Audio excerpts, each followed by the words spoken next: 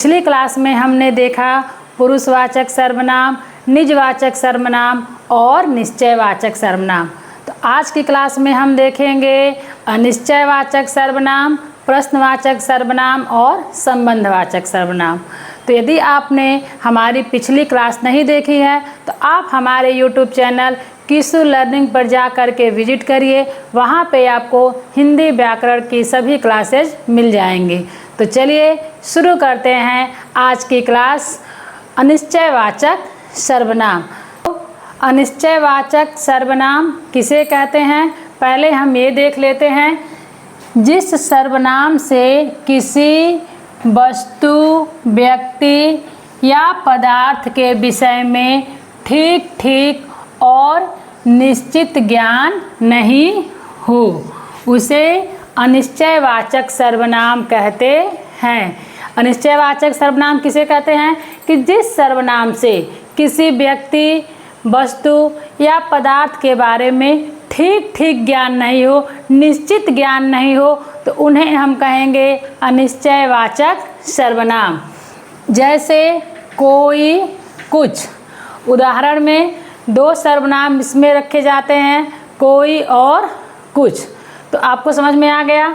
जिस सर्वनाम से किसी वस्तु, व्यक्ति या पदार्थ के विषय में ठीक ठीक और निश्चित ज्ञान नहीं हो, उसे अनिश्चयवाचक सर्वनाम कहते हैं। यानी जिससे ठीक ठीक वस्तु का ज्ञान नहीं हो, एक निश्चित ज्ञान नहीं हो, तो उसे ही हम कहेंगे अनिश्चयवाचक सर्वनाम। जैसे कोई, कुछ। अब हम इसका वाक्य प्रयोग देख लेते हैं। जैसे हमारा पहला वाक्य है, आपके घर कोई आया है।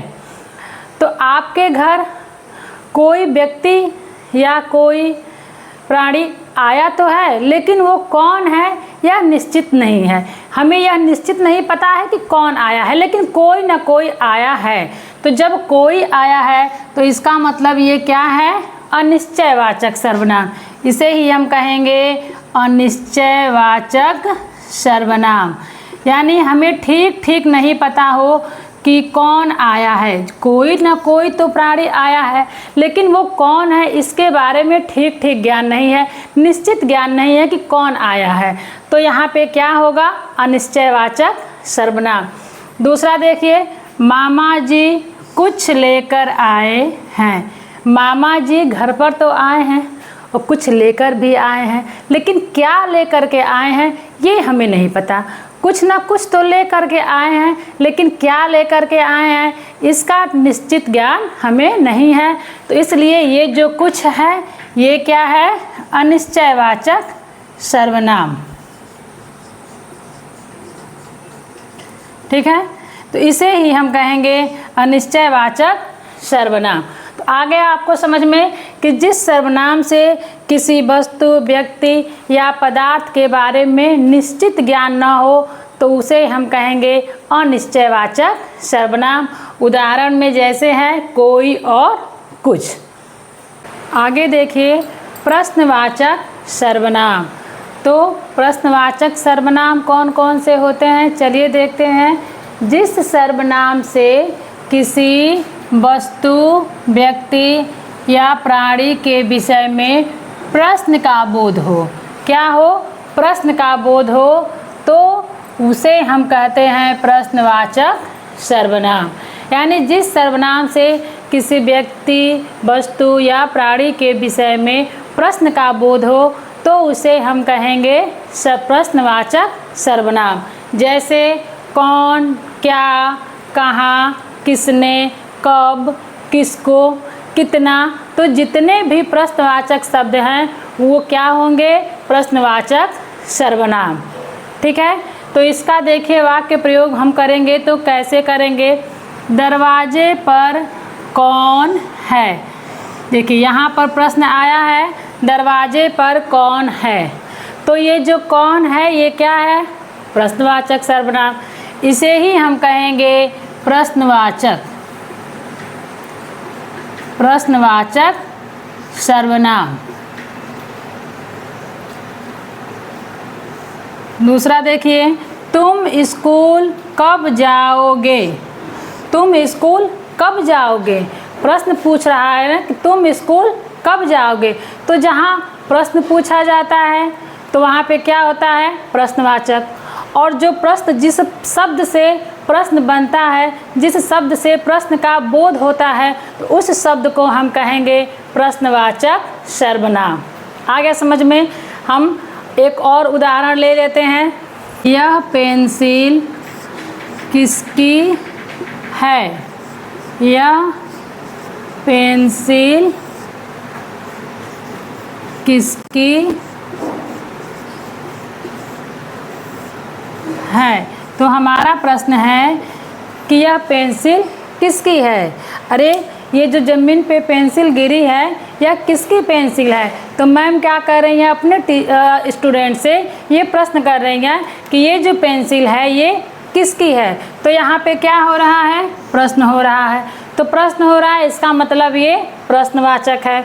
और जो जिस शब्द से प्रश्न का बोध होता है, यानी ये किसकी लगा है, तो हमें समझ में आ रहा है कि यहाँ पे प्रश्न पूछा जा रहा है।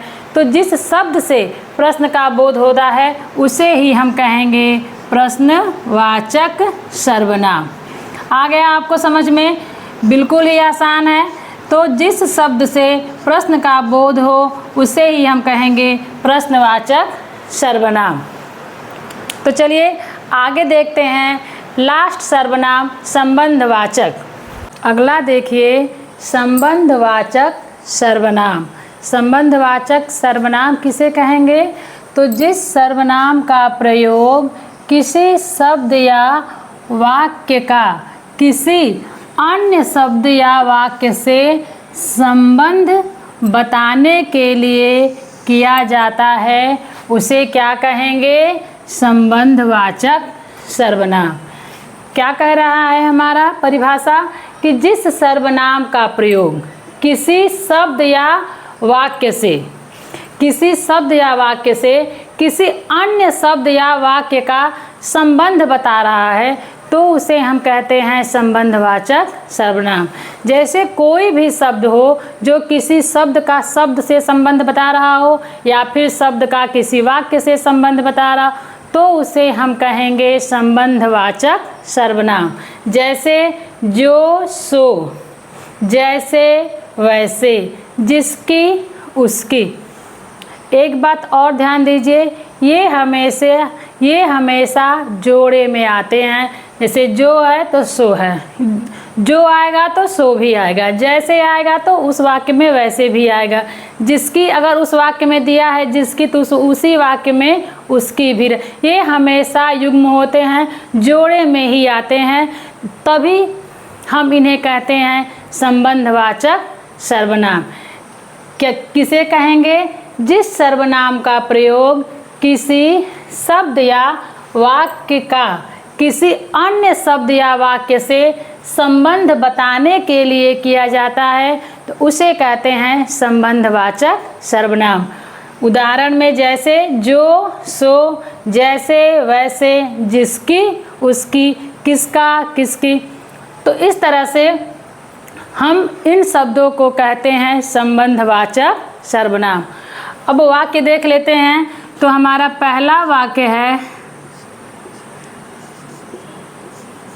वाक्य है जैसी करनी वैसी भरनी। तो आप देखिए यहाँ जैसी आया है तो यहाँ वैसी भी आएगा, जैसी करनी वैसी भरनी। तो ये क्या कर रहा है कि शब्द से संबंध बता रहा है कि जैसी करनी है वैसी भरनी है। तो अगर जैसी आया है तो इसके साथ वैसी भी आएगा। तो इस वाक्य में जैसी और वैसी ये क्या है, तो संबंधवाचक सर्वनाम। दूसरा वाक्य देखिए, जैसे चढ़े थे वैसे उतरो। जैसे चढ़े थे वैसे ही उतर जाओ, जैसे चढ़े थे वैसे उतरो। तो इस वाक्य में जैसे और वैसे ये क्या है, तो संबंधवाचक सर्वनाम। जिसकी लाठी उसकी भैंस, जिसकी लाठी उसकी भैंस, यानी जिसकी उसकी लाठी और भैंस का संबंध बता रहा है कि जिसकी लाठी है उसकी ही भैंस है। तो जिसकी लाठी उसकी भैंस। तो इस वाक्य में जिसकी और उसकी ये क्या है, तो संबंधवाचक। ठीक है। आपको समझ में आ गया। मुझे उम्मीद है कि आपको सर्वनाम अच्छे से समझ में आ गया होगा। लेकिन एक बार फिर से हम रिवीजन कर देते हैं कि सर्वनाम किसे कहते हैं। तो जो संज्ञा के बदले प्रयुक्त होता है उसे ही हम कहते हैं सर्वनाम। और सर्वनाम को कितने भागों में बांटा गया? अगर एग्जाम में प्रश्न आता है कि सर्वनाम के कितने भेद हैं, तो हम क्या लिखेंगे? 6 भेद। हम 6 भेद ही लिखेंगे, क्योंकि जो हम प्रयोग या व्याकरण की दृष्टि से पढ़ते हैं वही आता है हिंदी व्याकरण में। तो हम अगर एग्जाम में प्रश्न है कि सर्वनाम के कितने भेद होते हैं, तो 6। कौन कौन से? पुरुषवाचक सर्वनाम, निजवाचक सर्वनाम, निश्चयवाचक सर्वनाम, अनिश्चयवाचक सर्वनाम, प्रश्नवाचक सर्वनाम और संबंधवाचक सर्वनाम। तो इसको हमने डिटेल में एक एक करके पढ़ा है। यह सर्वनाम की तीसरी क्लास है हमारे। इससे पहले हमने 2 क्लासों में और सर्वनाम के बारे में जाना। तो यदि आपने वो क्लास नहीं देखी, आपसे वो क्लास छूट गई है, तो आप हमारे YouTube चैनल कीसू लर्निंग पर जाइए और वहाँ पर देखिए सर्वनाम की तीनों क्लासें। तो वीडियो के अंत में हम आपसे यह पूछ रहे हैं कि आप हमको बताइए कि आपको हमारी क्लास कैसी लगी, आपको समझ में आ रहा है कि नहीं, जो हम पढ़ा रहे हैं वो आपको समझ में आया कि नहीं, आप हमें कमेंट बॉक्स में ज़रूर बताइए। अगले क्लास में हम देखेंगे विशेषण। तो कल की क्लास में हम विशेषण के बारे में जानेंगे। आज के लिए बस इतना ही।